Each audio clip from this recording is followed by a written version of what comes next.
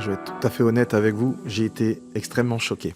J'étais au bord des larmes. Je me suis dit, mon Dieu, on est en train de nous casser ce qu'on aime le plus, cette Coupe d'Afrique des Nations, quoi. Est-ce que ça a été une mauvaise publicité, peut-être la plus mauvaise publicité possible pour la CAN? On n'a jamais vu ça dans l'histoire des finales, des grandes finales, en tout cas dans l'histoire récente du football. Je vais être tout à fait honnête avec vous, j'ai été extrêmement choqué. J'étais au bord des larmes quand j'ai vu en fait Pape Bouna Thiaw dire à ses joueurs, allez, il leur a fait signe comme ça, allez, on rentre. Je me suis dit, mon Dieu, on est en train de nous casser ce qu'on aime le plus, cette Coupe d'Afrique des Nations, quoi.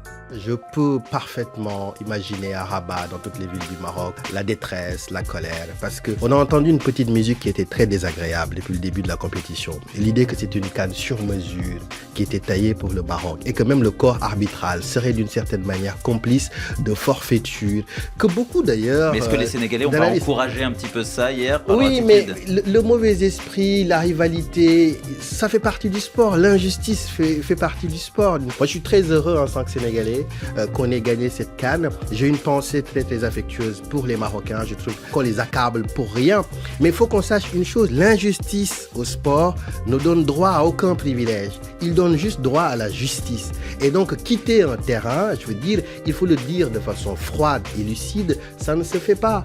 Et donc, aujourd'hui, on peut partager les torts et les responsabilités. Le Sénégal a gagné, le Sénégal est un magnifique champion. On doit s'atteler justement à célébrer cela et ne pas tomber justement dans la bassesse de la culpabilisation et de la victimisation. Youssouf Moulombou, vous avez disputé des CAN sur le terrain, vous êtes évidemment un amoureux de cette compétition et vous l'avez un peu dit tout à l'heure, ça peut être un peu gâché, ce grand moment de communion. Exactement. Et cette belle vitrine pour l'Afrique, pas seulement son football, mais l'Afrique tout court. Exactement, surtout qu'elle va le passer tous les 4 ans. J'aimerais quand même noter que le Maroc a accueilli quand même 24 équipes avec son staff et ses supporters, que c'était une très belle CAN dans le plan logistique et avec les stades qui ont été offerts par le Maroc. Il ne faut pas enlever ça. Ouais. Il faut la pas première l'oublier. CAN avec les trains. Le Exactement. TGV à la CAN, on a dû attendre de 2025-2026. Avec les transports, il faut pas l'enlever au Maroc et surtout cette équipe du Maroc qui a très bien joué, qui ne déméritait pas. Ça pouvait aller des deux côtés,